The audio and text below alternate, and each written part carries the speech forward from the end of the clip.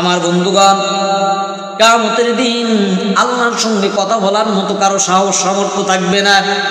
হাসরবাসীরা অতিষ্ঠ হয়ে যাবে, শাস্তি পেতে পেতে অতিষ্ঠ হয়ে যাবে।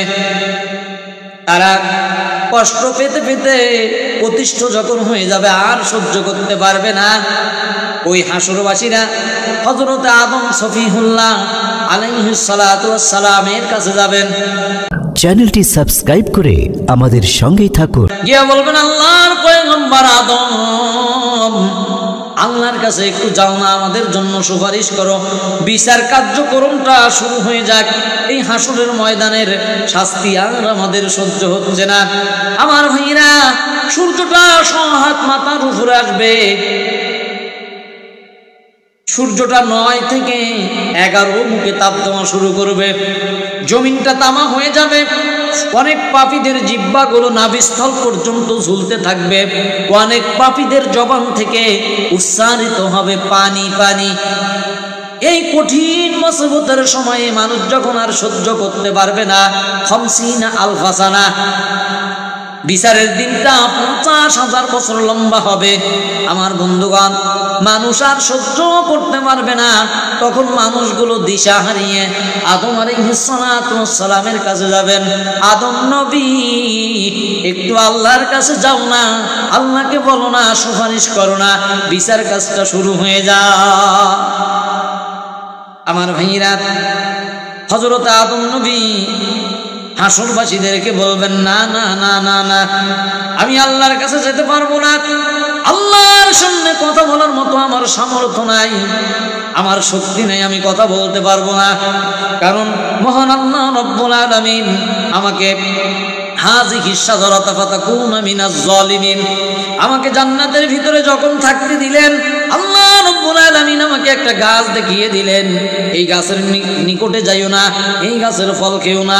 কিন্তু শয়তান আমাকে ধোঁকা দিয়ে ওই গাছের ফল খাওয়াতে বাধ্য করেছেন। আজকে আমি মহান আল্লাহ রব্বুল আলামিনের কাছে কোন মুখে দাঁড়াবো, কোন মুখ নিয়ে কথা বলবো? আমার সামর্থ্য নাই, আমার শক্তি নাই, আমি পারবো না, তোমরা অন্য কোথাও চলে যাও। এইভাবে করে হাসরবাসীরা এক এক কোণে এক এক নবীর কাছে যেতে থাকবেন। সর্বশেষ হযরত ঈসা রুহুল্লাহ কাছে চলে যাবেন।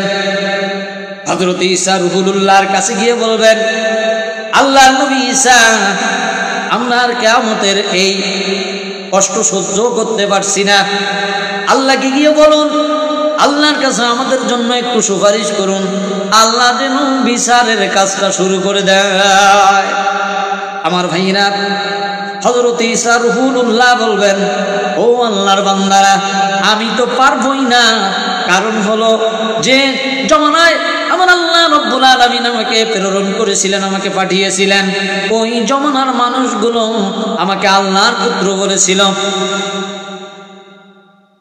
আমার ভাইরা, হযরত ঈসা আলাইহিস সালাতু ওয়াস সালাম বলবেন, তবে হ্যাঁ, আমি আপনাদেরকে একটা পরামর্শ দিতে পারি, একটা সাজেশন দিতে পারি। আজকে আল্লাহর সামনে কথা বলার মধ্যে এমন একজন লোক আছে, তিনি হলেন বিশ্ব নবী মুহাম্মাদুর রাসূলুল্লাহ। বিশ্ব নবীর কাছে হাসরবাসীরা যাবে। এই বিশ্ব নবী সুপারিশ করবেন। কোন মানুষগুলোর জন্য সুপারিশ করবেন? যে মানুষগুলো, আমার ভাইয়েরা, আল্লাহর নবীকে অনুসরণ করেছে, অনুকরণ করেছে। আল্লাহর নবীর মদিনার জীবনে আল্লাহর নবী 10 বছর কোরআন দিয়ে রাষ্ট্র চালিয়েছেন। ওই 10 বছরকে যারা প্রাধান্য দিয়েছে, 10 বছর অনুসরণ করেছে, শুধু 10 বছরে নয় ভাই, আল্লাহর নবীর 63 বছরের জিন্দেগি যেমনে কাটিয়েছেন, আল্লাহর নবীর কে অনুসরণ করে যে মানুষগুলো চলেছে, আমার নবী ওই মানুষগুলোর জন্য সুপারিশ করবেন। আমার ভাইয়েরা, আল্লাহ বসবেন বিচারকের ছেলে, নবী হবেন উকিল, নবী মানুষের জন্য সুপারিশ করবেন। আমার ভাইয়েরা, যে কথাটি বলতেছিলাম, সেই নবীর ওপর দরুদ ও সালাম পাঠ করি, সকলে পাঠ করি সাল্লাল্লাহু আলাইহি ওয়াসাল্লাম। প্রাণপ্রিয় ভাইরা আমার, আমি যে কথাটি বলার জন্য আপনাদের সামনে এসেছি, আল্লাহ রাব্বুল আলামিন